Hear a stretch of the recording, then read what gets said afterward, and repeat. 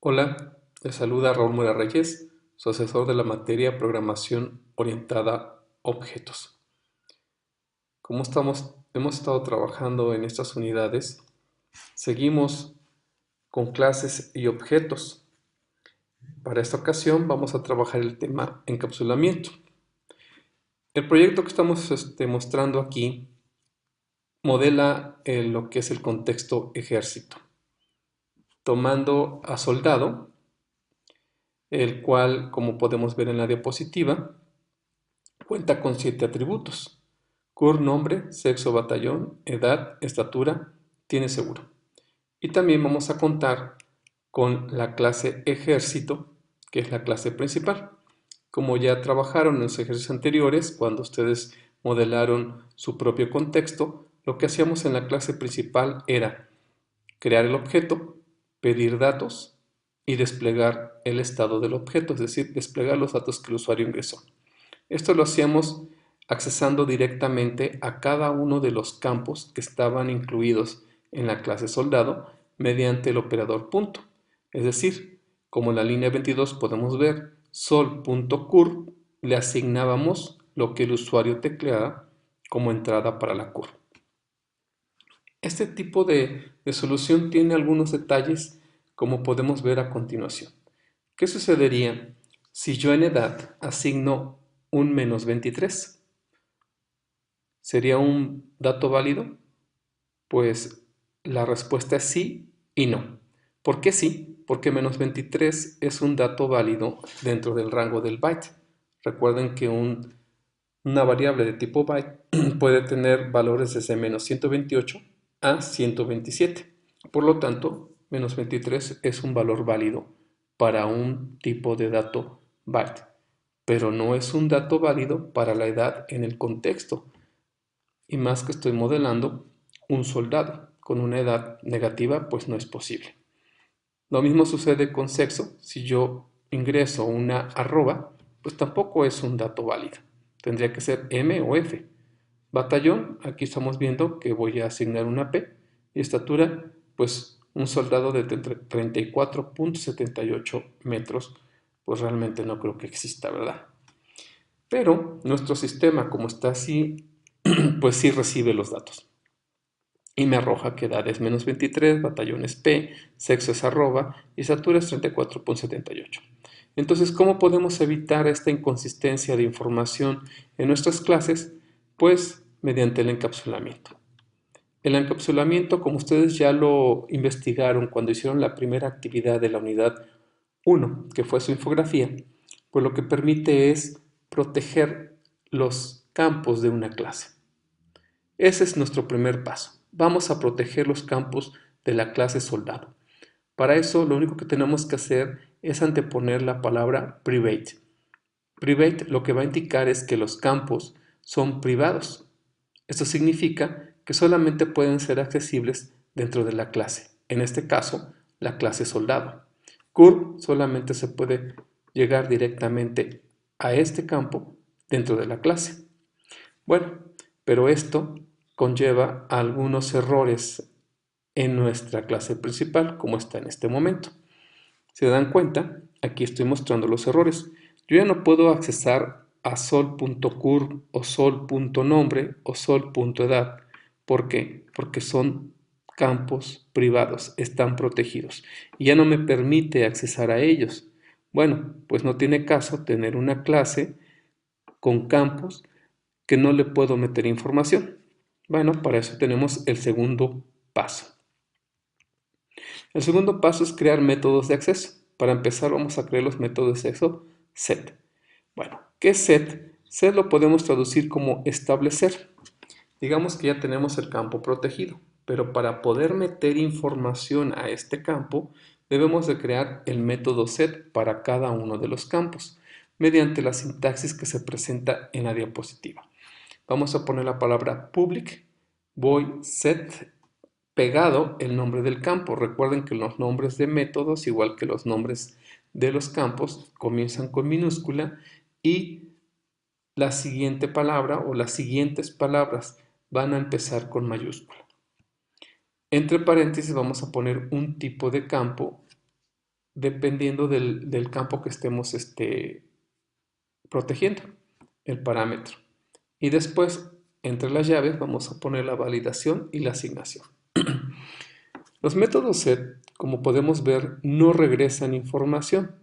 Por eso es public void. Void significa que no regresan información, pero tienen un campo, tienen un parámetro que deben de recibir, como estamos viendo entre los paréntesis. ¿Por qué? Porque van a recibir información del exterior que pueden validar para poder asegurar que la información que está tecleando el usuario es válida dentro del contexto que estamos modelando. ¿Cómo quedaría entonces los métodos set para nuestra clase soldado? Aquí los tenemos. Podemos checar en la línea 20, estamos creando el método set para el campo curve.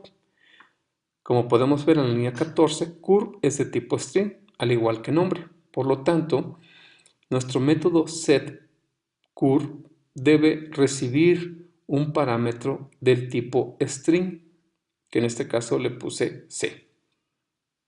Como por el momento no vamos a validar cadenas, eso lo veremos mucho más adelante, entonces lo único que vamos a hacer es tomar la cadena y asignársela al campo. Vean en la línea 21.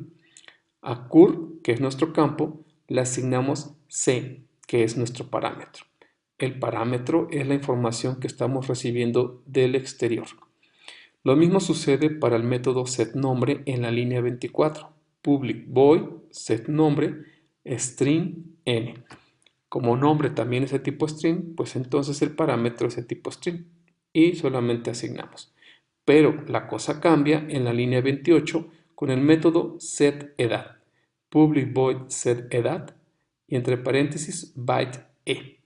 ¿Por qué byte e? Porque edad, como podemos ver en la línea 16, edad es de tipo byte. Por lo tanto, el parámetro debe ser exactamente del mismo tipo que el campo que estoy protegiendo en este momento. Pero aquí no hacemos la asignación directa, sino antes pasa por una prueba. If, utilizamos un if para hacer una validación. Dice, si E es mayor o igual a 18 y E es menor o igual a 60, ¿qué significa? Que solamente vamos a recibir a soldados entre 18 y 60 años. Si pasa la prueba, entonces asignamos ese valor externo, que es E, al campo edad, como podemos ver en la línea 30. Edad, asígnale E. Pero si no, podemos ver en la línea 32 que cuando la condición no se cumpla, entonces a edad la dejamos en 18, en un valor por omisión, por así decirlo, el menor de las edades. ¿Qué sucede en sexo? Bueno, en edad pudimos ver una condición de rangos cuando tenemos valores que tienen un valor mínimo y un valor máximo, 18 a 60. En sexo, bueno, en la línea 36, como podemos ver al lado derecho de la diapositiva, pues sexo, el método set de sexo es public void set sexo. Vean que todos los métodos set comienzan con public void porque no van a arrojar información, no es su función. Su función es recibir. Lo que estamos cambiando son los parámetros, char s. Bueno, aquí como se tratan de datos dispersos, es decir, las letras no son continuas en el abecedario, entonces lo que hacemos es utilizar la condición o. Si S es igual a M mayúscula o S es igual a M minúscula o S es igual a F mayúscula o S es igual a F minúscula, pues si cae en alguna de esas cuatro opciones, se toma esa información y a sexo se le asigna S. En caso contrario, o sea, else, a sexo lo dejamos en un valor por omisión, es decir, M. Con batallón, aquí la condición es un poco más compleja, como podrán ver en la línea 44. El método setBatallón, que está recibiendo B de tipo char, bueno, condicionamos. Si B está entre A mayúscula y D minúscula, o bien está entre A mayúscula y D minúscula, entonces se recibe. Recordemos que batallón puede ser A, B, C o D, pero puede caer en cualquiera de esas letras mayúsculas o minúsculas. Nuevamente, si no se cumple en la línea 48, lo estamos dejando en un estado válido, en este caso como batallón D. Para la estatura, en la línea 52 podemos ver el método C de estatura, recibe un float E, que es de tipo, que vamos a validar la estatura del soldado, que lo estamos poniendo en una estatura de 1.6 a 2.2 metros. Si cumple este rango, si está dentro de este rango, se asigna y si no, pues se deja en 1.6. Vean que al final adicioné una F. Es importante que cuando pongamos valores con punto decimal, si va a caer en un campo de tipo float, tenemos que poner al final una F. Porque si no ponemos esa F, estamos diciendo que 1.6 es de tipo doble. Por lo tanto, un doble no cabe en un float. Estatura es de tipo float. Bueno, también hay que, quiero hacer notar que estamos utilizando E, igual que lo hicimos en el método setEdad. No hay ningún problema porque la variable E en el método setEdad solamente existe dentro del método setEdad. Su ámbito o su alcance solamente es dentro de ese método. Una vez que termina la llave, o sea, una vez que terminamos de escribir código de ese método, E no existe para los demás. Por lo tanto, en este caso, en el método C de estatura, E es otra variable, muy diferente a E del método C de edad. Y por último, en la línea 60 estamos haciendo el método set tiene seguro. Vean que aquí no validamos. ¿Por qué no validamos? Bueno, porque el tipo booleano, que es el tipo lógico, ya de por sí solamente tiene dos valores, true o false. Por lo tanto, no hay que validar absolutamente nada. ¿Sí? Bueno, pero ya una vez que cambiamos estos métodos, bueno, ya creamos estos métodos set, tenemos que arreglar nuestra clase principal. Esta va a cambiar de la siguiente manera. Ahora, en vez de poner sol.curve directo, lo que voy a hacer es invocar al método set de cada uno de los campos. Sol.setCurve, como pueden ver en la línea 22, y entre paréntesis pongo el parámetro que quiere recibir. Acuérdense que setCurve recibe un string, por lo tanto, ahí pongo el jOptionPane.shopInputDialog pidiéndole al usuario que teclee su curve. Y vamos haciéndolo así en las demás líneas. Por ejemplo, en la línea 24 podemos ver sol.setEdad y entre paréntesis vamos a poner la conversión que es byte.parseByte y dentro de el jOptionPane pidiendo la edad. ¿Sí? ¿Por qué? Porque la edad que teclee el usuario, recuerden que es un string que será convertido en byte para poder enviarlo como argumento al parámetro que está recibiendo el método setEdad. Y así cambiamos todas esas invocaciones que antes hacíamos directamente al campo, ahora lo hacemos mediante los métodos set. Ya quedó resuelta la parte de pedir información, nos falta la parte de arrojar la información, es decir, de mostrar el estado de cada uno de los campos del objeto. Para eso vamos a hacer uso de los métodos get. Los métodos get es lo contrario a los métodos set. ¿Por qué lo contrario? Porque el método set que vimos anteriormente lo que hace es recibir información, validar y asignar. Lo que hace el método get es solamente regresarme una copia de la información del campo. ¿Sí? Por lo tanto, vean que este comienza con public, pero ya no es void, sino que ahora debe ser del mismo tipo del campo que está protegiendo. Si el campo es de tipo string, el método debe ser de tipo string. Si el campo es de tipo byte, el método tiene que ser de tipo byte. Ponemos la palabra get, que significa obtener, y el nombre del campo. Recordemos también comenzar con mayúscula la segunda palabra o tercera palabra o las demás palabras después de la primera. Y entre paréntesis no tenemos parámetros. ¿Por qué? Porque la función de los métodos get no es recibir, su función es arrojar información.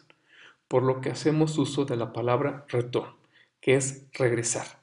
Y vamos a poner el campo para poder regresar una copia de la información que tiene el campo en este momento.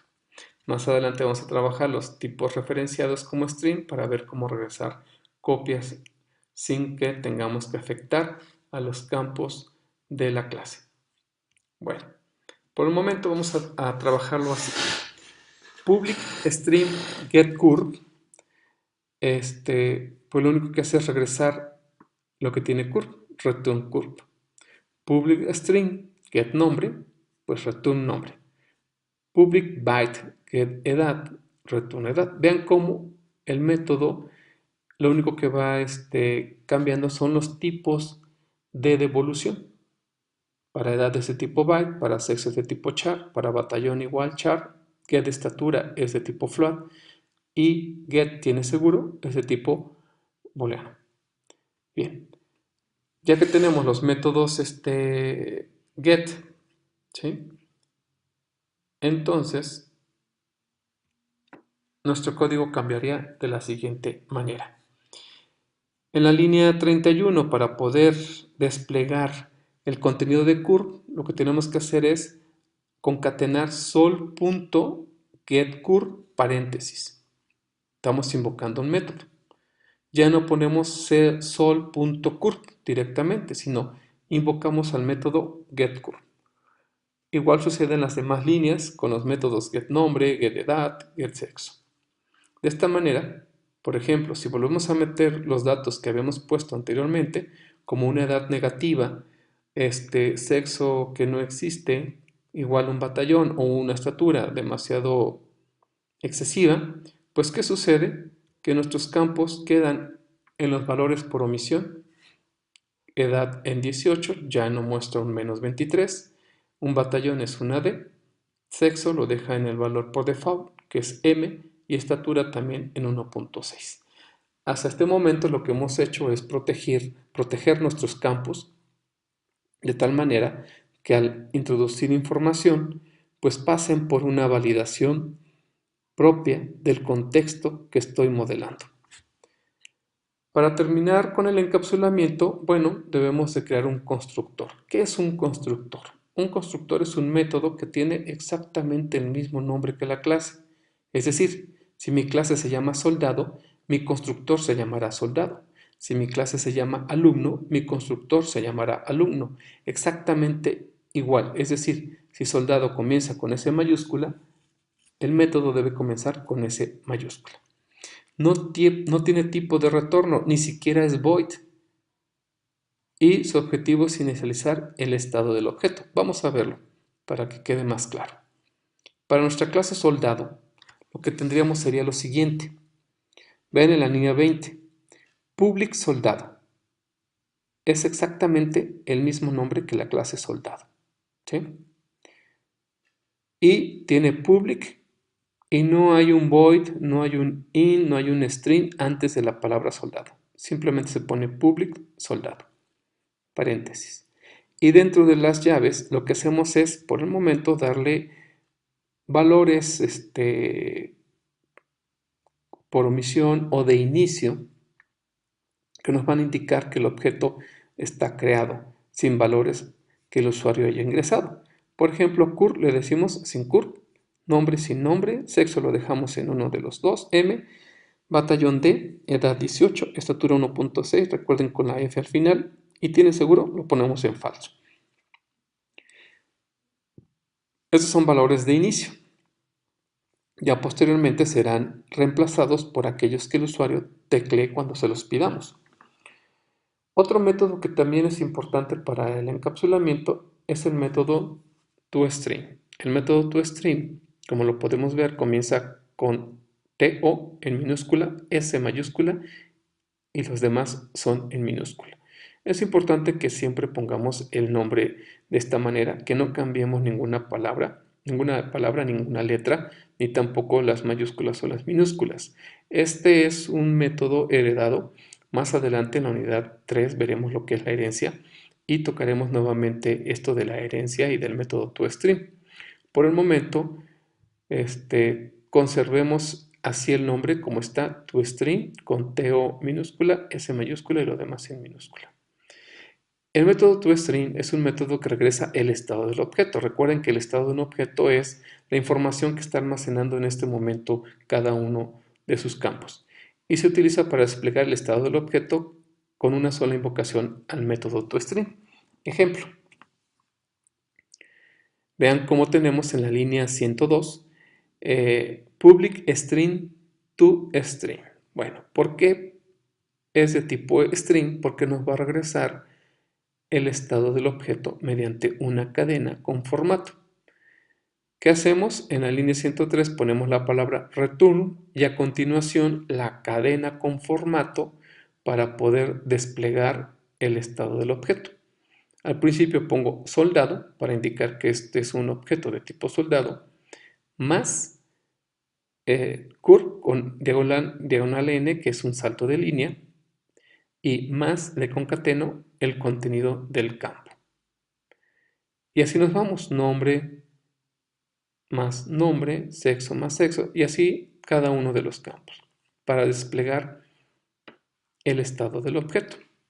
En este momento ya tenemos nuestra clase soldado con todos los elementos de una clase encapsulada. ¿Cuáles son todos los elementos de la clase encapsulada? Primero, todos sus campos son de tipo privado. Tenemos métodos de acceso set y get para cada uno de los campos. Contamos con un constructor y un método toString. Todo eso debe estar en la clase soldado. ¿Cómo podemos utilizar y comprobar esto del constructor y del método toString? Bueno, aquí les estoy mostrando un ejemplo. Vean cómo en la línea 21, después de haber creado el objeto sol de tipo soldado,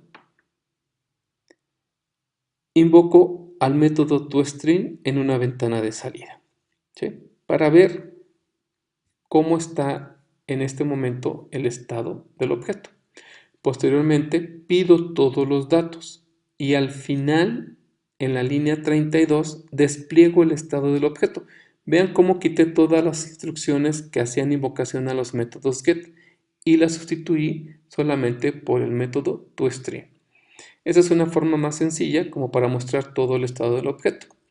Pero si necesitamos mostrar solamente un campo, entonces sí tendremos que hacer uso del método get para el campo que queramos mostrar. Bien, ¿cómo nos va a arrojar este resultado? Bueno, cuando ejecutemos este programa,